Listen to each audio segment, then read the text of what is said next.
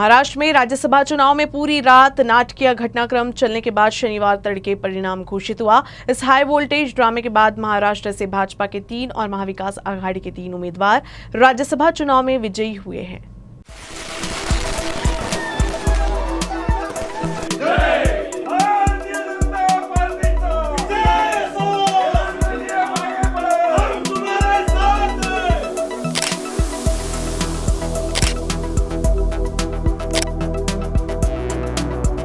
राज्यसभा चुनाव के लिए महाराष्ट्र में जबरदस्त ड्रामा देखने को मिला। महाराष्ट्र में राज्यसभा की 6 सीटों के लिए वोटिंग हुई।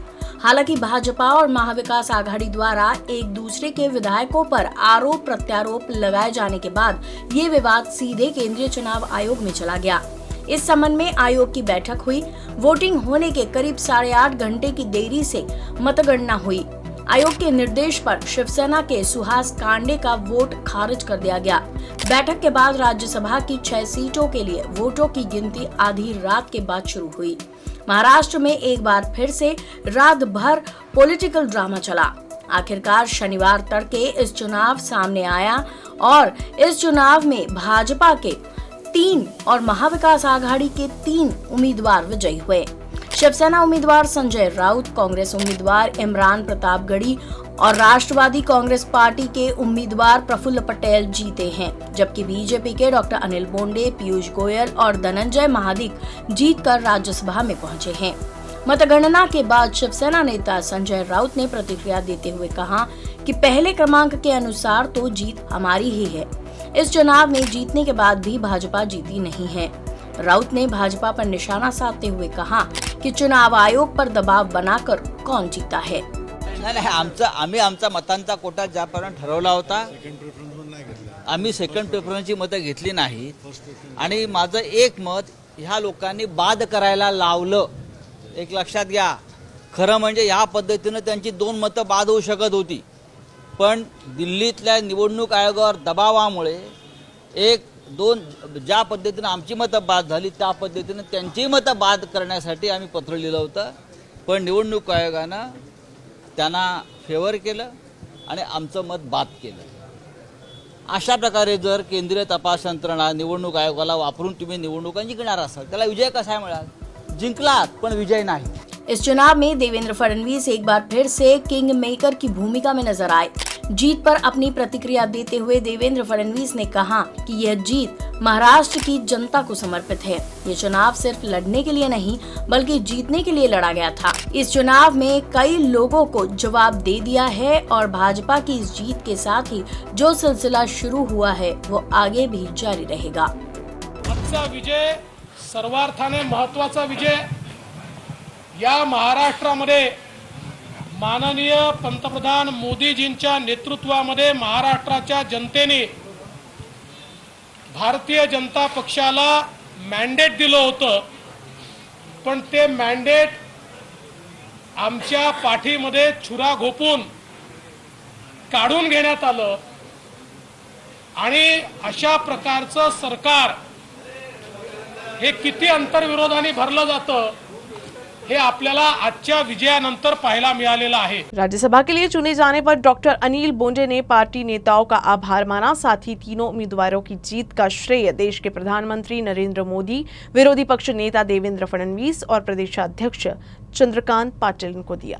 भारतीय जनता पक्षाचे 3 उमेदवार आदरणीय मंत्री पीयूषजी गोयल, मी स्वतः आणि कोल्हापूरचे धनंजयजी महाडिक आम्ही अतिशय उत्तमरित्या निवडून आलो। त्याबद्दल मी भारतीय जनता पक्षाच्या आणि अपक्ष आमदारांचे मनपूर्वक आभार व्यक्त करतो। खरं जर पाहिलं तर भारतीय जनता पक्षासाठी म्हणजे कष्ट किती सहन करायचे। आमदार लक्ष्मणजी जगताप, आमदार मुक्ताजी टिळक यांनी आजारी असताना सुद्धा ते मतदानाला आले। अहोरात्र भारतीय जनता पक्षाच्या टीमने काम केलं, सर्वांच्या शुभेच्छा होत्या आणि देवेंद्रजी फडणवीस यांच्या नेतृत्वामध्ये असा काही खास गुण आहे की विरोधी पक्षातल्या महाविकास आघाडी सरकारला ज्यांनी पाठिंबा दिला होता ते सुद्धा आकर्षित झाले आणि सत्सद विवेक बुद्धीने त्यांनी मतदान केलं आणि हा विजय प्राप्त करून दिला। भाजपा नेता और राज्य के पूर्व कृषि मंत्री डॉक्टर अनिल बोंडे ने राज्यसभा चुनाव जीत लिया है, जिसके बाद अमरावती जिले में कई जगहों पर कार्यकर्ताओं ने जीत का जश्न मनाया। राज्यसभा चुनाव में बीजेपी के वरिष्ठ नेता और राज्य के पूर्व कृषि मंत्री डॉक्टर अनिल बोंडे की जीत के बाद अमरावती जिले में बीजेपी कार्यकर्ताओं में खुशी का माहौल है। कई जगहों पर राज्यसभा सांसद अनिल बोंडे की जीत के बैनर्स दिखाई दिए। बोंडे समर्थकों ने उनके घर के सामने डीजे के साथ जश्न मनाया।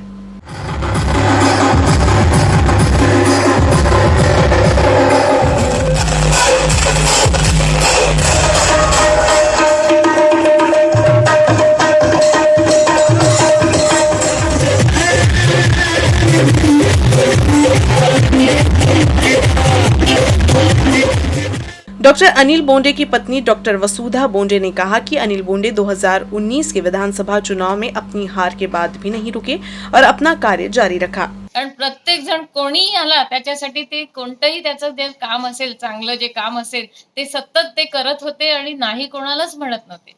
आणि हे जे हारल्यानंतरही 2019 हारल्यानंतरही त्यांनी कामाला मध्ये स्वतःला पूर्णपणे झोकून टाकलं आणि सतत कार्य करणं, लोकांचे कामं करणं आणि ते झालेच पाहिजे हा जो त्यांचा निर्धार होता त्याचंच हे फळ आहे आणि त्याच्याच ह्या कामाची ही पावती आहे असं मला वाटतं। राज्यसभा सांसद बनने के बाद डॉक्टर अनिल बोंडे जात पात की राजनीति से दूर रहने की उम्मीद कैबिनेट मंत्री यशोमती ठाकुर ने जताई है। शनिवार को नागपुर पहुंची यशोमती ठाकुर ने राज्यसभा चुनाव जीतने के बाद डॉक्टर अनिल बोंडे को बधाई दी। उन्होंने कहा कि बोंडे अमरावती के पालक मंत्री रहे हैं, अब सांसद बनने के बाद उनके जिले के विकास में हाथ बटाने की अपेक्षा रहेगी। इसके अलावा उन्होंने निर्दलीय विधायकों में नाराजगी के सवाल की खारिज किया है। हमारे जिले के हैं और जिले के माजी पालक मंत्री रहे हैं, तो अच्छा है, जिले के काम में हाथ बटाएंगे और ऐसी अपेक्षा है उनसे। धर्मवाद और जातिवाद कम करेंगे ऐसी भी अपेक्षा है और रहेंगे साथ में, काम में तो साथ में रहना चाहिए। नाही, मला असं वाटतं असं काही झालं नसावं। जे काही आमच्या वरिष्ठांनी ठरवलेलं आहे, सिनियर्सनी ठरवलेलं होतं आणि ते सन्मान्य मुख्यमंत्र्यांची बोलूनच ठरवलेलं होतं। शेवटचे 2 मतं जे आहेत ते नक्कीच आमचे शिवसेनेला गेलेले आहेत, कारण ते मतं थांबवून ठेवलेले होते आणि त्याच्यानंतरच ते मतदान झालं। एक्स्ट्रा 2 मतं मग कोणाची होती? 44 झालं तुम्ही। आता ते माझं डिटेल बोलणं नाही झालेलं आहे माझ्या लीडरसोबत, पण उमेदवाराला पण एक मत तिकडचं फुटलेलं आहे विरोधी पक्षाचं आणि ते आम्हाला मिळालेलं आहे। भाजपची मतं फुटली असं तुमचं म्हणणं आहे? तीच असावी। राज्यसभा चुनाव के नतीजे आने के बाद निर्दलीय विधायकों की वजह से हमें नुकसान हुआ, ऐसा आरोप संजय राउत ने लगाया है। इस पर निर्दलीय विधायक देवेंद्र भुयार ने तीव्र प्रतिक्रिया दी है और कहा है संजय राउत ऐसा ही आरोप किए तो आने वाले चुनाव में हम तटस्थ भूमिका लेंगे या विरोध में मतदान करेंगे, ऐसी चेतावनी निर्दलीय विधायक देवेंद्र भुयार ने की है। संजय राऊत साहेब ब्रह्मदेव आहे का हे जरा आता निष्पन्न होताना दिसत नाही। ब्रह्मदेवाला सुद्धा एवढ्या गोष्टी माहित नाही, त्या संजय राऊत साहेबांना कसं काय माहिती शकते? मतदान हे गुप्त राहते आणि उलट मी उघड मतदान केलं। मी जाताना सुद्धा राज्याचे उपमुख्यमंत्री जयंतरावजी पाटील साहेब यांना सांगून मतदान मी केलं आणि परत आल्यानंतर त्यांना परत सांगायला गेलो की मी यांना या पद्धतीचं मतदान केलं। गुप्त मतदान असताना सुद्धा मी उघड सांगत गेलो आणि मीडियासमोर सुद्धा येऊन सांगितलं की मी महाविकास आघाडीलाच मतदान केलं आणि हे आमचे संजय पवार, 2nd नंबर संजय राऊत आणि 3 नंबर आमचे प्रफुल्ल पटेल यांना मी तिघांना मी मतदान केलं, जाहीरपणाने बोललो। आणि आज मी आता बाईट पाहिली की संजय राऊत साहेबांनी जाहीरपणाने आमचं नाव घेतलंय। संजय राऊत साहेबांना 100% चुकीचं आहे आणि असंच जर तुमचं जर वागणं असेल तर येत्या निवडणुकीमध्ये आम्ही तुम्हाला सांगून तुम्हाला विरोधात आम्ही तुमच्या मतदान आम्ही करू किंवा आम्ही तटस्थ आम्ही भूमिका घेऊ, पण यांचं योग्य नाही संजय राऊत साहेबांचं। मी या संदर्भात आताच मी पवार साहेबांकडे सुद्धा मी फोन केला आणि लेखी स्वरूपात सुद्धा मी पवार साहेबांकडे याची मी तक्रार करणार आहोत। महाविकास आघाडी एकट्या सगळ्या मिळून एकत्रित मिळून झालेली आहे, त्याच्यामुळे संजय राऊत साहेबांनी जरा विचारपूर्वक कोणाची प्रतिमा मलिन करताना विचारपूर्वक केली पाहिजे। हे यांचं अतिशय चुकीचं संजय राऊत साहेबांचं हे बोलणं झालेलं आहे। मुळात मी पहिल्या दिवसपासून महाविकास आघाडी सोबत आहे, मागच्या लोकसभा निवडणुकीपासून मी महाविकास आघाडी सोबत आहे। त्याच्यामुळे संजय राऊत साहेब विधानसभेच्या वेळेस आले त्याच्या पूर्वीपासून मी महाविकास आघाडीत आहे। त्याच्यामुळे मी महाविकास आघाडीला सोडणार नाही. भाव बदलण्याचं काही कुठलं कारण नाही. मी कायम महाविकास आघाडीसोबत त्यांनाच मी मतदान करणार. राज्यसभा के नतीजे आने के बाद अब आरोप प्रत्यारोप का दौर शुरू हो गया है। संजय राउत ने आरोप लगाया कि निर्दलीय विधायकों ने महाविकास आघाड़ी के उम्मीदवार को वोट नहीं दिया। इस मुद्दे पर निर्दलीय विधायक देवेंद्र भुयार से हमारे संवाददाता अरुण जोशी ने बातचीत की। राज्यसभेचा निकाल नुकताच जाहीर झालेला आहे आणि या निकालामध्ये महाविकास आघाडीचा एक उमेदवार जे आहेत संजय पवार पराभूत झालेला आहे आणि या पराभवाचं जे खापर आहे ते आता अपक्ष आमदारांवर फोडण्यात येत आहे। याच विषयावर चर्चा करण्यासाठी आपल्यासोबत मोर्शी आणि वरुड मतदारसंघाचे आमदार आहेत देवेंद्र भुयार, त्यांच्यासोबत आपण चर्चा करूया। भाऊ, काय सांगाल, अपक्षांवर सध्या खापर फोडण्यात येत आहे। सेनेचे जे आहेत संजय राऊत थेट अपक्षांवर ते आरोप करत आहेत की अपक्षांनी मतं दिले नाहीत म्हणून आमच्या उमेदवाराचा पराभव झाला। काय सांगाल? मुळात संजय राऊत साहेब नेमकं काय बोलले हे आता तुमच्याच माध्यमातून मला माहीत पडलं। अपक्षाचा कसा काय रोल याच्यामध्ये येऊ शकते? अपक्षानं आम्ही जे राष्ट्रवादी काँग्रेस पक्षासोबत जे 4 अपक्ष आम्ही होतो त्यातला मी एक आहो।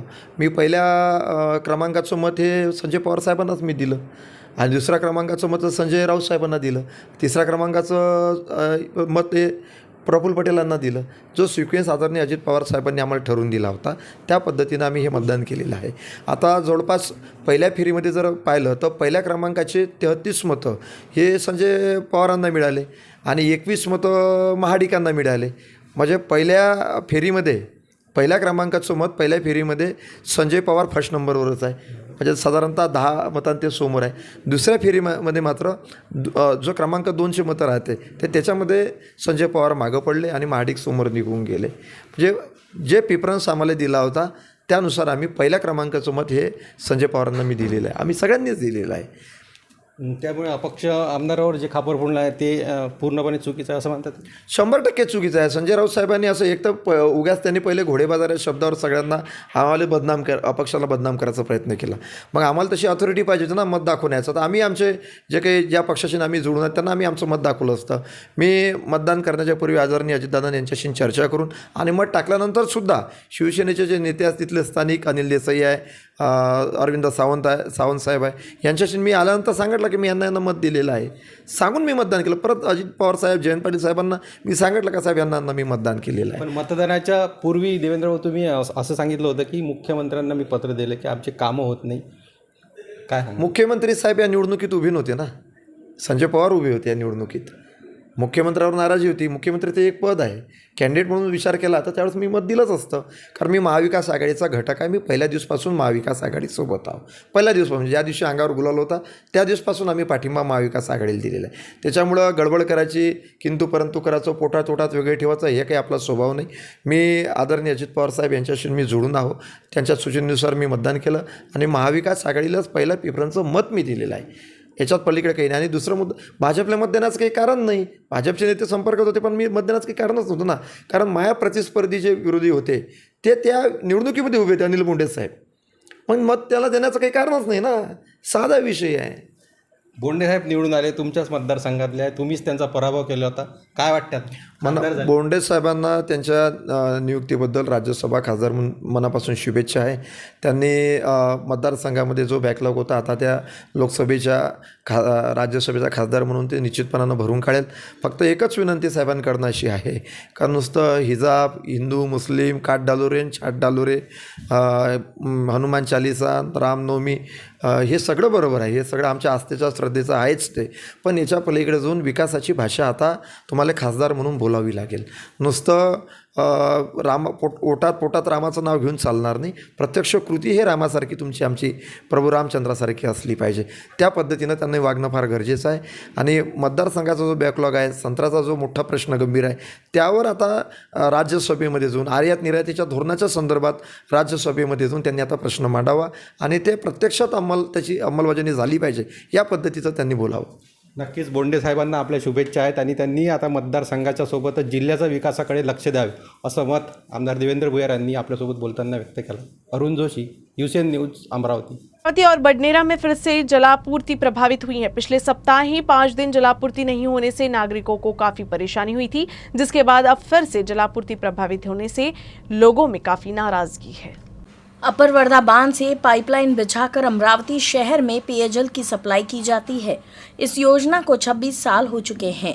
भाजपा नेता तुषार भारतीय ने तत्कालीन मुख्यमंत्री देवेंद्र फडणवीस को पत्र लिखकर विभाग को 200 करोड़ रुपए खर्च करने की मांग की थी। तब देवेंद्र फडणवीस ने इस काम के लिए सहमति दे दी थी, लेकिन राज्य में सत्ता बदलने के बाद महाविकास आघाड़ी सरकार ने इस ओर ध्यान नहीं दिया और न ही फंड आया, जिससे अमरावती में जल संकट गहरा गया। तुषार भारतीय ने वर्तमान महाविकास आघाडी पर नजरअंदाज का आरोप लगाया है। 2017ला जवळजवळ 7 दिवस वर्षभरामध्ये पाणी पुरवठा बंद होता आणि 2018ला 6 दिवस पाणी पुरवठा बंद होता। आणि मी त्यावेळी पत्र दिलं होतं 2018ला जून महिन्यामध्ये माननीय देवेंद्र फडणवीस साहेबांना की ही जी पाईपलाईन आहे नेरपिंगळी ते अमरावतीपर्यंत ही पाईपलाईन जीर्ण झाली आहे आणि म्हणून 200 कोटीचा याला खर्च आहे, तुम्ही द्यावा। आणि त्याच्यावेळी माननीय देवेंद्रजींनी तातडीने कारवाई करावी अशा प्रकारचं पत्र लिहिलं होतं आणि ते पत्र आलं। त्याच्यावर DPR तयार झाला, कारण काय की जून महिना होता, नोव्हेंबर महिन्यामध्ये आपलं सरकार केलं 2019ला आणि त्या पत्रावर DPR तयार केला आणि तो DPR पाठवला राज्य शासनाकडे। पण दुर्दैवाने असं म्हणावं लागेल की राज्य शासनाला किंवा काँग्रेसी नेत्याला किंवा सत्ताधारी महाविकास आघाडीला त्याचं सिरियसनेस कळलं नाही, त्याचं गांभीर्य कळलं नाही। त्यांनी तो DPR मंजूर केला आणि तो परत पाठवला। जोपर्यंत ही पाईपलाईन लोखंडाची तुम्ही करत नाही तोपर्यंत या समस्येचं समाधान नाही। आणि म्हणून आम्ही त्याच्यावर कारवाई केली। देवेंद्रजींनी मी पत्र दिलं स्वतः आणि त्याच्यावर त्यांनी पत्र, पण काँग्रेसच्या सरकारला, महाविकास आघाडीच्या सरकारला अमरावतीच्या पाणी पुरवठ्याकडे बिलकुल गंभीर्याने लक्ष नाही, ना पालकमंत्री ना जनप्रतिनिधी। हे सगळे जनप्रतिनिधी हे इव्हेंट झाले आहेत, इव्हेंट करायचे, फक्त समस्याचं समाधान करायचं नाही। दुर्दैव हा झाला पाईपलाईनचा प्रश्न। मात्र इथं दर पावसाळ्यातच फिडर ड्रॉप झाल्याने याचं कारण आहे, याचं कारण असं आहे की 2 समस्या मेजर आहे। या अमरावती शहराला सुरळीत पाणी पुरवठा करायचा असेल तर पहिले पाईपलाईनचा विषय जो मी सांगितला, आणि दुसरा म्हणजे मोर्शी सबस्टेशनपासून तर सिंभोऱ्यापर्यंत जी एक्सप्रेस फीडर गेलं ते जंगलातून गेलं आहे। त्यामुळे झाडं पडणे, त्या तारेला झाडं लागणे, त्यातून शॉर्ट सर्किट होणे, त्यामुळे ते पण अंडरग्राऊंड करणं आवश्यक आहे आणि त्याला तर 3 कोटीचाच खर्च आहे। तो खरं तर MSCBने करायला पाहिजे। मी या संदर्भात ज्यावेळी मी सभागृह नेता होतो त्यावेळी मी बैठक बोलावली। अर्धा खर्च जीवन प्राधिकरण करेल, अर्धा खर्च MSCB करावा असा त्यामध्ये आम्ही निर्णय केला। पण दुर्दैवाने पुन्हा एकदा आडकाठी आली, त्यावर कुठल्याच प्रकारची उपाययोजना झालेली नाही। आणि म्हणून माझी दुसरी मागणी आहे की हा जो 3 कोटी रुपयाचा खर्च आहे, हा 3 कोटी रुपयाचा खर्च एक तर MSCBने करावा, कारण की सगळ्यात मोठं ग्राहक हे जीवन प्राधिकरण आहे। 1 कोटी रुपये आम्ही महिन्याला देतो त्यांना, आणि नाही तर DPCने करावं ना। अमरावती में जलापूर्ति के लिए लोहे के लिए पाइप बदलने की जरूरत है, लेकिन इस ओर ध्यान नहीं दिए जाने से अमरावती में बार बार जल संकट का सामना करना पड़ रहा है। शहरवासियों को हो रही परेशानी को ध्यान में रखते हुए भाजपा अब आंदोलन की तैयारी में है। Arun Joshi, UCN news, Amravati. अमरावती जिले में स्वास्थ्य विभाग मानसून से पहले ही अलर्ट हो गया है। मेलघाट क्षेत्र में बरसात के मौसम में कई गांवों का संपर्क टूट जाता है, जिस वजह से इन गांवों में स्वास्थ्य विभाग के माध्यम से दवाइयों की आपूर्ति की जा रही है। मानसून के दौरान मेलघाट क्षेत्र के धारनी और चिखलदरा के 2 तहसील के आदिवासी बहुल 27 गांव का बाढ़ के कारण तहसील मुख्यालय से संपर्क कट जाता है। स्वास्थ्य विभाग को मानसून के दौरान इन गांवों में ग्रामीणों के स्वास्थ्य का अतिरिक्त ध्यान रखना पड़ता है, इसीलिए यहां पर पहले से ही दवाओं का पर्याप्त स्टॉक भेजा जा रहा है। इसमें आवश्यक दवाएं शामिल है, उन्हें स्वास्थ्य केंद्र से उपलब्ध कराया जाएगा। मानसून के मौसम में दूषित पानी के कारण पेट से संबंधित समस्याएं होती है, साथ ही सर्दी और बुखार भी सामान्य है। बरसात के मौसम में बाढ़ के कारण मेलघाट क्षेत्र के कोरडा ढाणा, झिलांग पाटी, कोकमार, भादुबल्डा, डोमी, टपालखेड़ा, डोलार, कुही, कुंड, कुटीदा, चोपन, किन्ही खेड़, परसोली, चेथर, धाराकोट, तात्रा, मारिता, भूतरूम, राक्षा, बोराट्या खेड़, सुमिता, कारज खेड़ा, रेहटा खेड़ा, पांडर खड़क, बिच्छू खेड़ा, माड़ी झड़प आदि गांव का संपर्क टूट जाता है और यहाँ ग्रामीणों को आवश्यक सुविधाएं नहीं मिल पाती। इसीलिए इस बार बरसात से पहले ही प्राथमिक स्वास्थ्य केंद्रों में स्वास्थ्य कर्मियों को और आशा वर्कर्स को दवा वितरित की जा रही है। साथ ही एम्ब्युलन्स भी तैयार उपलब्ध कराया जा रहा है। मान्सून पूर्व तयारी आपण मेळघाटमध्ये जे गाव संपर्क बाहेर तुटतात, जे कायमस्वरूपी संपर्क तुटणे आणि एक तात्पुरत्यामध्ये कसं पूर आला वगैरे किंवा रस्ता खराब झाला, त्या परिस्थितीमध्ये आपण तिथे उपाययोजना करत असतो। तर ह्या ठिकाणी आपण सेवा अधिग्रहित करतो कर्मचारी जे कायमस्वरूपी आहे त्या ठिकाणी आपण त्यांना 3 महिने तिथं सेवा अधिग्रहित करून तिथे राहण्यास हे करतो। मेडिसिन आपली रेग्युलर तर पूर्ण प्रॉब्लेम हे नाही आहे। आपण साथरोगाच्या काळामध्ये साथरोगाची किट तयार करतो आणि ती प्रत्येक PSCला आपण ठेवतो। त्या ठिकाणी डायरियाचे, गॅस्ट्रोचे किंवा कुठले काही साथ लागल्यास आउटब्रेक त्यावेळेस ती किट आपण शिबिरासाठी वगैरे ती वापरतो। आपण प्रत्येक PSCला आपण तयार करतो। मानसून के मद्देनजर जिले में सुदूर इलाकों का निरीक्षण और दौरा कर सभी से वहां की ज़रूरतों का ख्याल रखा जा रहा है और मानसून से पहले सभी उपाय किए जा रहे हैं। स्वास्थ्य विभाग पहले से ही आवश्यक दवाओं की आपूर्ति के लिए काम कर रहा है, इसीलिए इस मानसून आदिवासियों के बीच दवाओं की कमी नहीं होगी। Arun Joshi, UCN news, Melghat.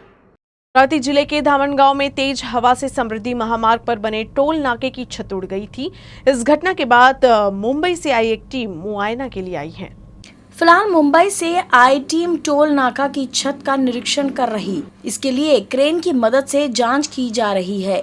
समृद्धि महामार्ग पर बने इस टोल नाका पर कपड़ा लगाया गया है। ये कपड़ा फ्रांस और जर्मनी में बनाया जाता है। आसेगांव टोल नाका पर पहली बार इस कपड़े का इस्तेमाल किया गया है, लेकिन तेज हवा के साथ इस कपड़े के फट जाने और उड़ने से सवाल भी उठने लगे हैं, इसीलिए फिलहाल इसकी जांच की जा रही है। अमरावती शहर में शनिवार दोपहर करीब 3 बजे तेज हवाओं के साथ बारिश हुई। कई घरों में इस बारिश का पानी भर जाने से नागरिकों को काफी दिक्कतों का सामना करना पड़ रहा है। अमरावती शहर में शनिवार दोपहर करीब 1 बजे जोरदार बारिश हुई। इस बारिश में राजकमल चौक स्थित प्रियदर्शनी मार्केट में मोबाइल कंपनी का बोर्ड हवा में उड़कर सड़क पर गिर गया, लेकिन गनीमत रही कि कोई जनहानि नहीं हुआ है। उधर पठान चौक इलाके में कई दुकानों में बारिश का पानी भर गया। शहर के कुछ इलाकों में कई दिनों से नालों की सफाई नहीं हुई है, जिससे कई इलाकों में पानी भर गया।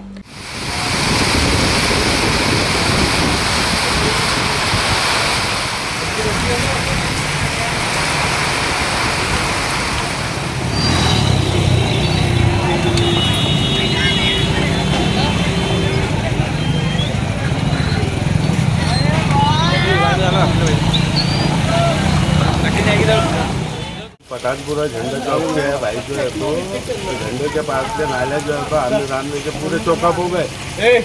ये पानी जो आ रहा है, ये पानी का बरसात का पानी नाली से बह नहीं गया, बल्कि पानी जम के घरों में घुस रहे।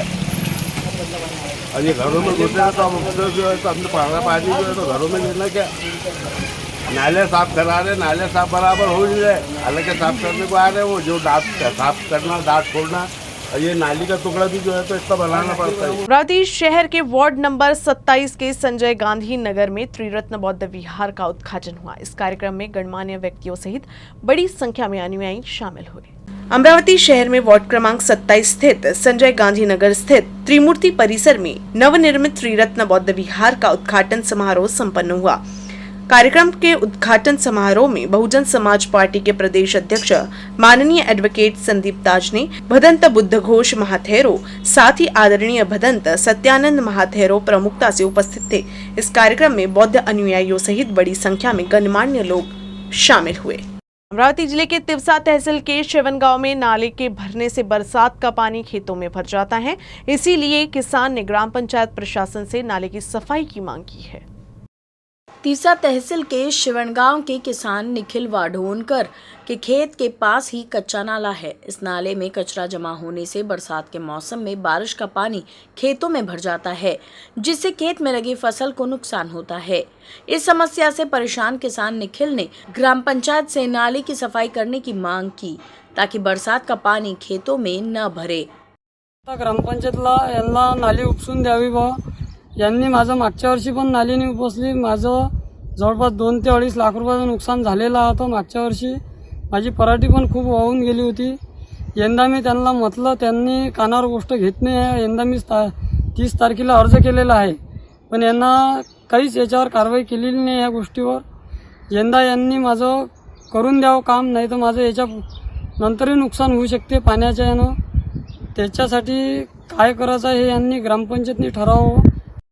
वहीं सरपंच ने कहा है कि नालों के निर्माण के लिए ग्राम पंचायत प्रशासन के पास कोई वित्तीय बजट नहीं है. एक और बरसात नजदीक आ रही है और किसानों को अपनी चिंता सता रही है. वहीं दूसरी ओर ग्राम पंचायत के वित्तीय बजट के अभाव से काम ठप है. ऐसे में किसानों की समस्या पर किसी का ध्यान है या नहीं, ये समझा ही जा सकता है. न्यूज रूम से बस इतना ही. खबरों का सिलसिला यूं ही चलता रहेगा. आप देखते रहिएगा UCN न्यूज अमरावती.